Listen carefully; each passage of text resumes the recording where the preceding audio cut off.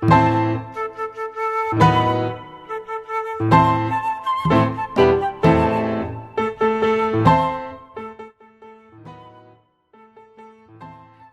to our second dialogue for the Masterminds exhibition, which is currently on display at the Pro Gallery at the University of the Bahamas until November 2021.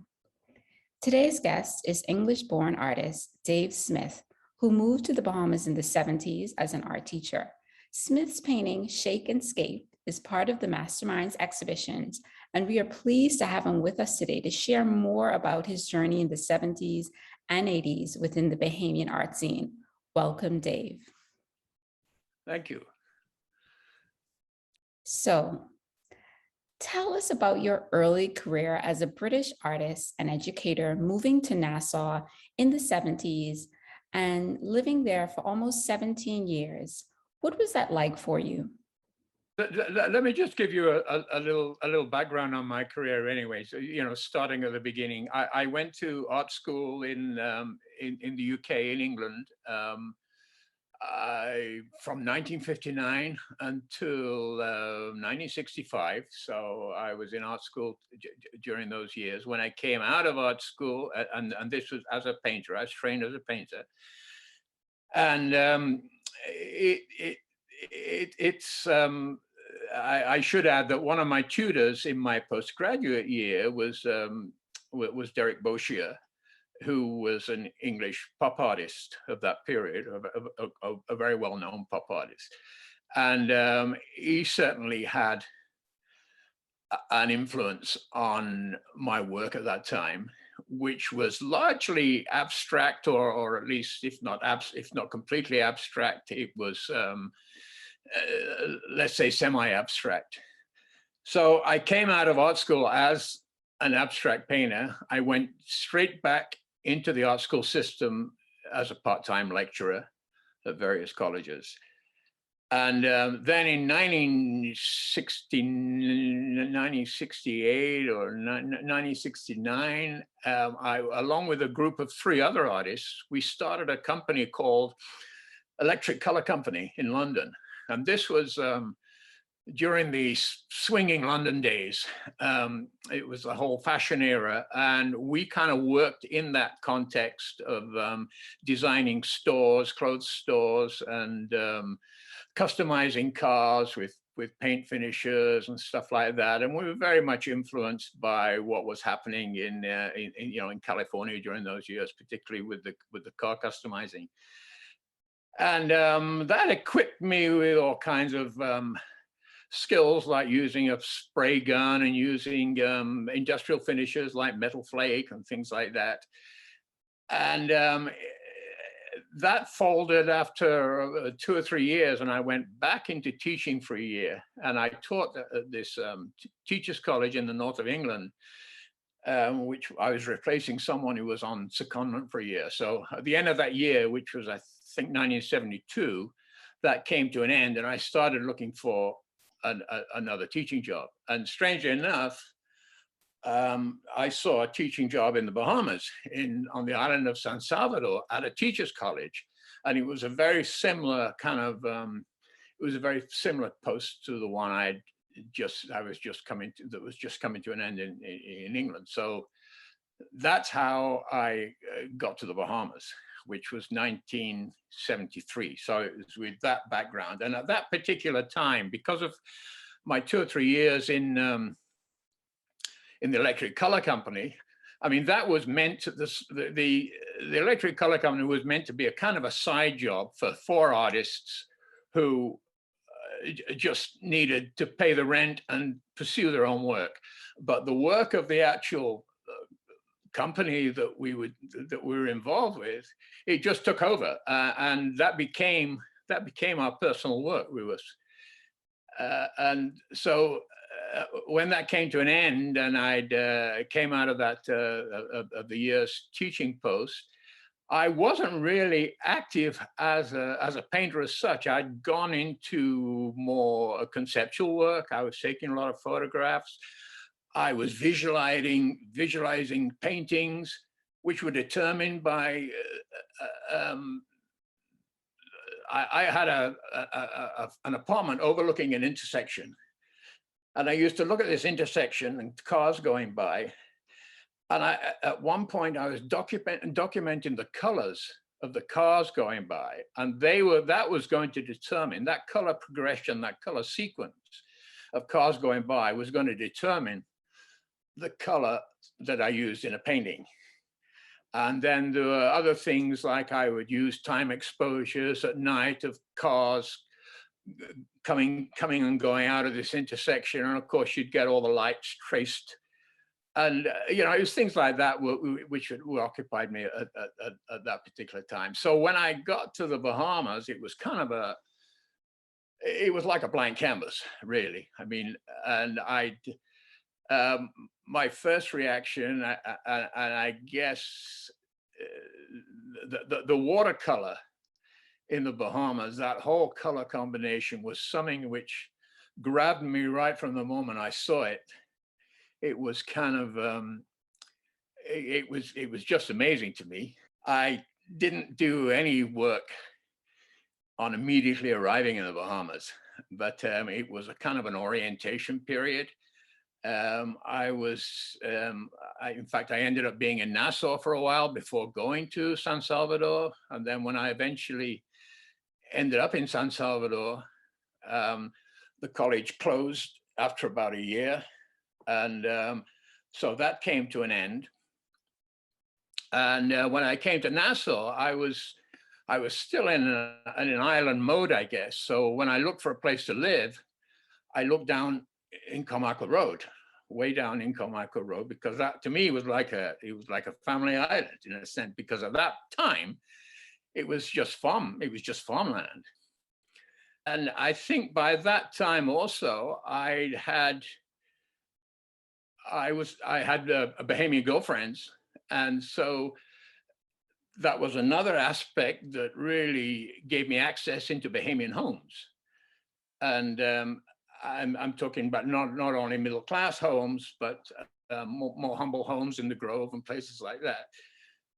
And so all these things came together. There was this kind of like pop art sensibility, along with an instinctively abstract sensibility, and then of course the driving experience, which and I've talked about that many times, but the whole I'd never been to a drive-in before, a drive-in theater, and so that was a new experience for me. I subsequently went to there was a drive-in theater in Fort Lauderdale by the airport in those days, and it was a 10-screen drive-in, and that whole sensation of seeing multiple images projected onto the sky, that was a very impressionable kind of sensation. And then, of course, in the Bahamian context, I was seeing essentially a Bahamian landscape with American movies projected onto the sky. And all these things started coming together, and this kind of, how I was going to characterize the Bahamas. Being an abstract painter in the Bahamas didn't really seem very viable at that time. It didn't seem to be very relevant.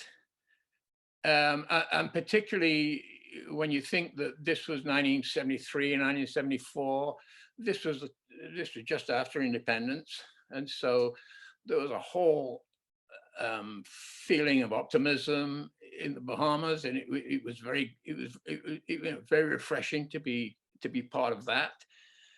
And so all these kind of things came together, and I started doing drawings of everything from drive-in theaters to inside of people's homes, and what I was seeing in the homes was the decorative elements in terms of the photographs that were always around, or the kind of wall images, and at that time there were a lot of photographs of, well, pictures of Christ were ever present. But apart from that, there was there were prints of Martin Luther King, Robert Kennedy, John F. Kennedy, Abraham Lincoln. And strangely enough, you often found pictures of the astronauts, the moon landing astronauts. And you know, as incongruous as all that may seem, I mean, there was a certain logic to it. And so I was kind of, you know, I got equipped with all these kind of images, and that's basically what fed into the you know, into what was initially drawings, and then paint, and then eventually paintings. And I think the first painting that I remember doing, well, I think that I started off doing small paintings on paper, and I think one of the first ones I did was a Carmichael Drive-In theater sign at night, and it was there were kung fu movies, Bruce Lee movies, I think, at the time. And so that was the very first image, I think. And then I did a picture of Bambi, the Disney movie Bambi, at the drive-in, with a picture of the screen and a scene from Bambi. And as far as I know, Bambi never appeared in the drive-in. But I chose Bambi because Bambi was the first movie that I ever remember seeing as a kid. I mean, I don't know whether it was literally the first movie I saw, but it was certainly the first movie I remember. And, you know, that's kind of stuck with me ever since. So I thought it was appropriate to put it on the drive-in in Carmichael Road. And I think the very first painting I did in the Bahamas was, apart from the initial ones on paper, was a painting of a car in a carport with the decorative cement block wall. And that was basically it. It was just a very bland scene. An everyday scene of a carport in a suburban house like Seabreeze or something like that, Imperial Park. That was the kind of reference, and that was certainly influenced by, you know, the photorealist kind of viewpoint.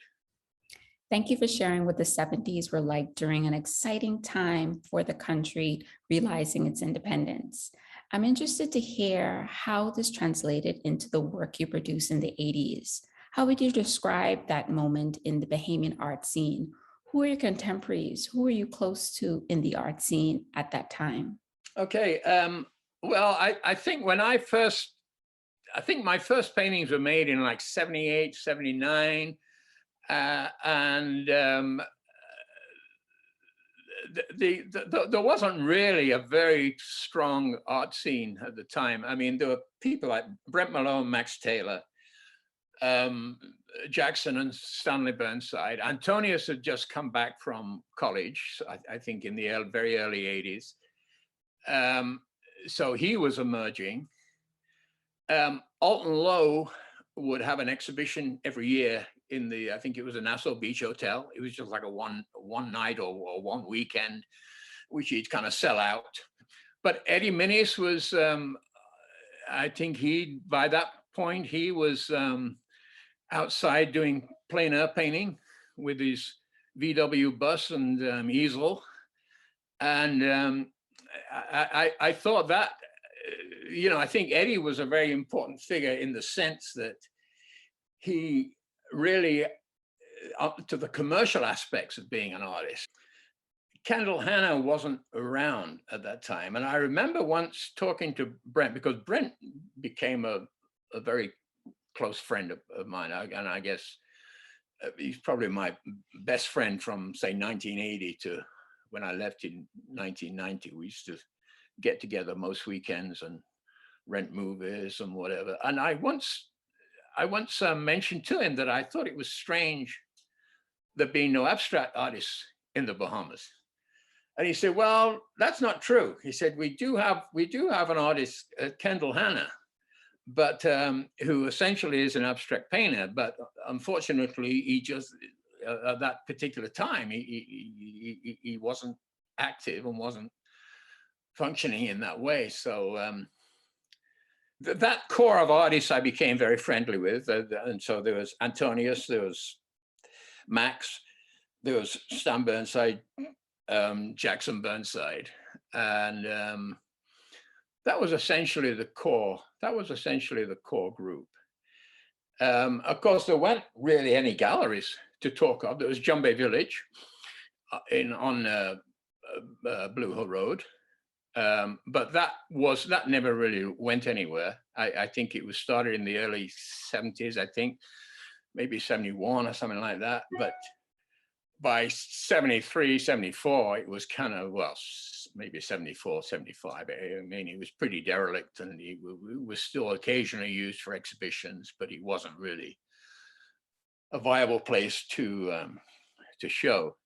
And then, of course, Brent opened Matinee Gallery in, I'm not sure when that would have been. That would have been probably something like 77. He previously had a store called Aquarius down one of the side streets near the waterfront there. I don't know, Charlotte Street or anyway. It was a clothes store, and he moved that whole operation into a Matinee store, and then had a gallery upstairs. And that really, to my knowledge, became the first. I mean, I'd not been present when Lofthouse Gallery and previous galleries that Brent had been associated with. I hadn't been, they certainly went around when I was there. So Matinee was really the first viable gallery. And that's the gallery that I really set my eyes on for, but at this time I was accumulating a body of work. And, so that was a gallery that I considered to be something that I'd like to be associated with. Now, the other gallery there was a gallery out in Life at Key. And this was primarily, I guess, for the Life at Key community. And it was kind of a gallery come high-end furniture interior store. But strangely enough, the lady who was running that gallery at that particular time, I invited her around to come and look at my work in the studio with the idea of maybe having a show there. And she looked at the work, and of course, my work at that time was drive-in theaters, chain link fences, cement block walls, and she didn't think that it was appropriate work for Life at Key. And I remember her telling me to perhaps think about doing people with carrying things on their head might be more appropriate, which I thought, well, that's really that's the complete opposite of what I'm aspiring to here. And I think what gave all that group of artists that I was associated with, I think our common denominator was that we were moving away from the scenic painting, from sailboats and sunsets and everything associated with that kind of postcard aspect of the Bahamas, and trying to get under the skin and into the into the soul of the place. And we were all, that's what, as a group of artists, we were trying to do in very different ways. I mean, there was never any doubt as to who had done which painting. We all had very individual kind of styles, and but I think that was the underlying thing, that we were just trying to get under that superficial kind of surface that people identified with the Bahamas. And so I had a group of work now that I was interested in showing. Unfortunately, Brent's Matinee Gallery closed. I think it closed in 1980, something like that. And another place I failed to mention was that Kayla Lockhart Edwards had a studio on Elizabeth Avenue, and there was a gallery. There was a gallery space upstairs that I'm not sure about it, but I think Antonius had a show there. And I think also Stan Burnside did, but I'm not sure about that. But anyway, I went along, and Brent, in fact, suggested that he suggested that might be a good place for a show, and the only place really. And so I went to see Kayla, and I had a show there my first show there, I think in 1981. And that was the beginning of it all.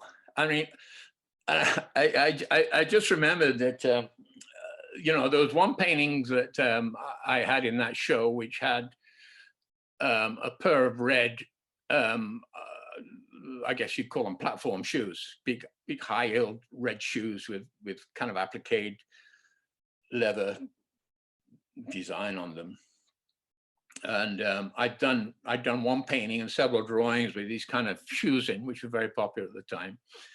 And when I put my show up, there was a little, I think there was a little alcove in a wall, and that, and I didn't have any three-dimensional work or anything to go in this alcove. So I went downstairs on along Bay Street around Elizabeth Avenue at that time. There were several shops that used to sell all kinds of things from clothes to shoes. And I think, I don't know whether you remember Stop and Shop. I think it was called Stop and Shop. But that was a little everything store, which I think a lot of people from the Family Islands used to come on the mailboat, and that was one of that area of Bay Street. They used to do their shopping, I think. Anyway, there was a shop there, there was a shoe shop there with a window full of these high-heeled platform, red, blue, black, silver shoes. So I bought a couple of pairs, and I took them up to the gallery and put in this little alcove. And strangely enough, very often during teaching, I would put still lifes together, and I'm not a sort of person that would put a plant pot on a skull and a vase of flowers or anything like that. So I used to bring these shoes out, and create a still life from those. And the kids were always, because I mean, this was probably in the 1980s, and those shoes had disappeared, and so the kids were always very, very amused by the sight of those stores. So that was how my first show came about, 1981, at it was called the Institute of the Arts, and it was more of a dance venue than a gallery as such, but it was certainly set up as a gallery, and it was quite a nice gallery space. Very interesting. So 1981, you held your first solo show. So let's fast forward to 1990. This is when you held your 10-year retrospective entitled Dave Smith Paintings 1980 to 1990 at the College of the Bahamas, which was considered the largest body of work to ever be assembled for a solo show in the Bahamas. Tell us about that experience. Well, it was actually, the gallery itself was non-existent.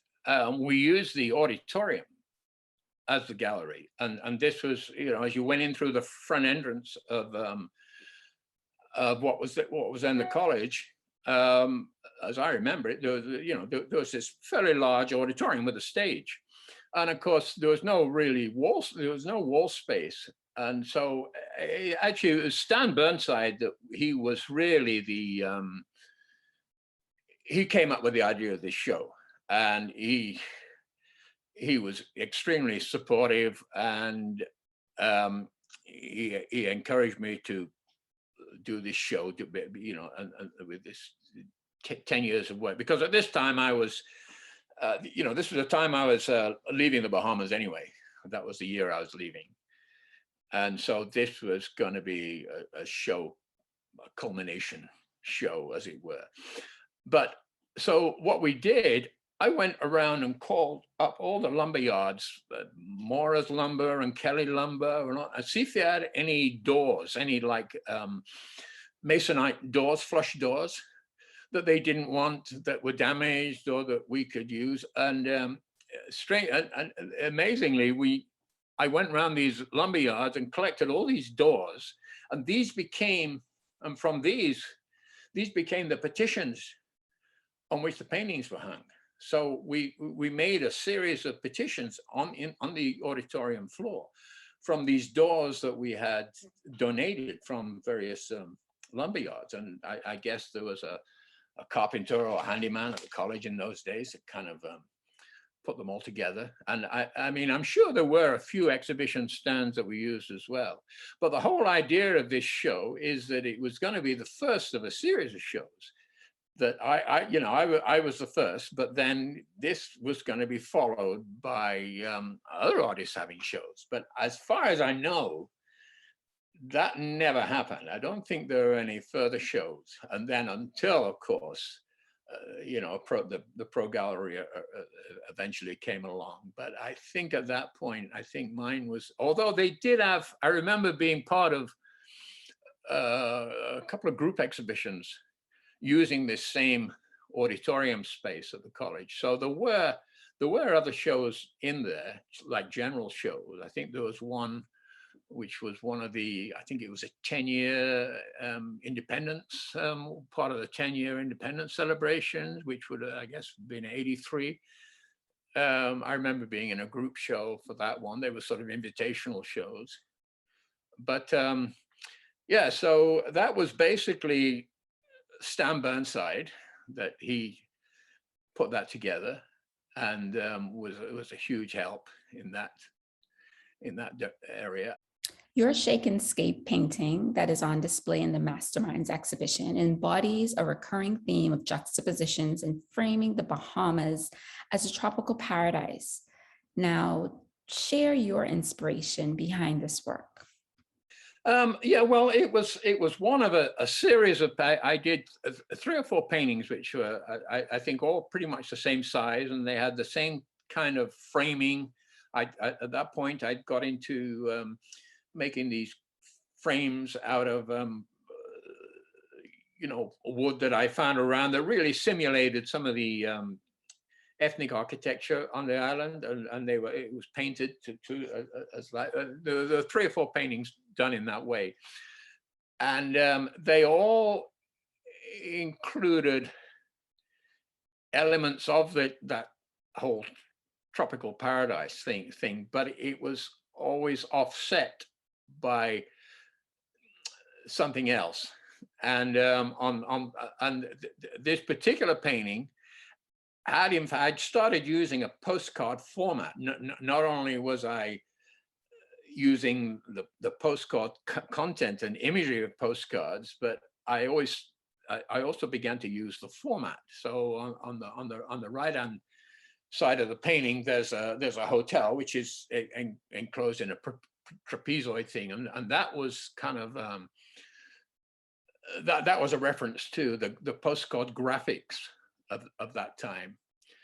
And so you had that on one side, and then on the other side you had a kind of it was a house actually which was taken from a photograph. It was on Ponciana Drive, kind of a little stretch of road that Wolf Road extends into before you get to the college. Actually, it was a house that I'd taken along there, and that was indicative of a lot of the buildings that that type of building and that type of architecture that I was really drawn to, whether it was a private house or a little store. And sometimes it was difficult to tell the difference, whether it was a store or a house. And it could have been a barber's shop, or it could have been a beauty salon or a nail salon or what. I was really attracted to or a sign shop. I was really attracted to those kind of buildings. And so that was one of those. And then the white Cadillac in front of that building was, of course, from another, that was from another photograph. And there were 2 elements on that side of the painting, on the left-hand side of the painting, which gave the impression that you were looking at the Bahamas through something. And so to create that plane, I used a big sort of commercial door handle, which kind of echoed the trapezoid shape of the hotel on the other side of the painting. And the lettering, there was some lettering painted on the window, some sign writing lettering. And that was a reference to, I always had the feeling that we see most of things not necessarily directly head on, but we're looking through something. Either we're looking through windows, whether it's a car window or a house window or a store window, or whether we're looking at something on TV, or whether we're looking at something through a security screen or burglar bars. We very often perceive things, or we take things in almost like as a secondary image. It's almost like you're looking in on a movie or something like that. So that was an extension of that which I had approached in several other paintings. I did a lot of paintings which are looking through car windows, or from the view of sitting in a car, and it was a way of overlaying sort of images, because you'd have the car itself in the front of the painting, and then you'd have the view through the windshield, and then you'd have another view through the rear view mirror, and then you'd have another view through the side mirror, and then I got to a point where I was using air fresheners that hung from the rear view mirrors as well, and that was invariably a crucifix or a pair of dice, or in some cases a pine tree with snow on it, or a log cabin with snow. And to me, these were kind of crazy juxtapositions which just said so much about the Bahamas as a society, and as an environment, really. Dave Smith, thank you for sharing a glimpse into your journey, your visual aesthetic, and your appreciation of foreign iconography blended with Bahamian traditions and culture of the 70s up into the 90s.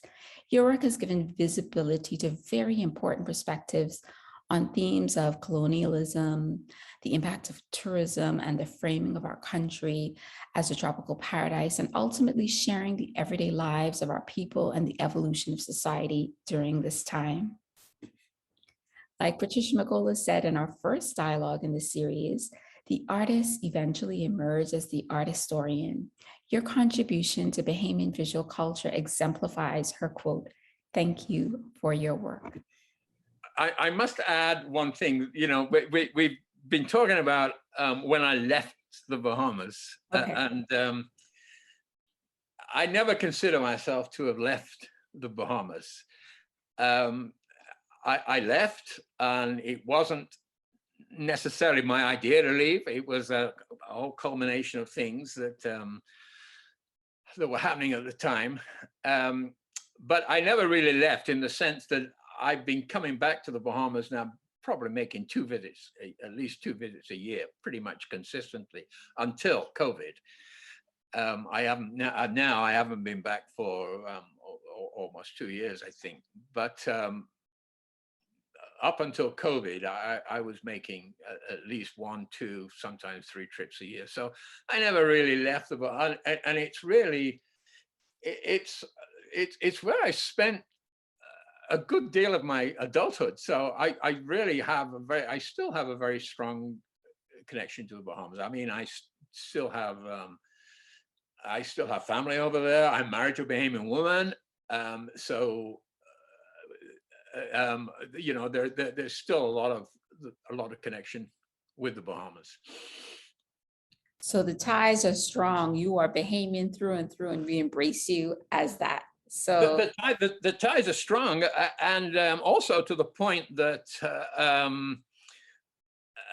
I've been producing paintings here intermittently, and sometimes exclusively for shows in the Bahamas. So I'm still using a lot of imagery that I've collected over the years, and that is still kind of very dear to me.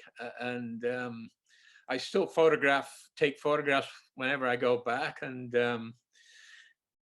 I still incorporate it into my work. I mean, one of my latest things was seeing all these headless mannequins hanging around on sidewalks outside these kind of dress shops, and I used a whole series of, I used those in a whole series of paintings, because a headless mannequin seemed to be a perfect vehicle, because the head then becomes something separate. And so I'd use the headless mannequin as really, it was also like a sort of metaphor, in a sense, for people looking for an identity. And, so I kind of used that metaphor in a whole series of paintings since leaving the Bahamas. And so the Bahamas is still very much a part of me. And, it's, I guess it always will be.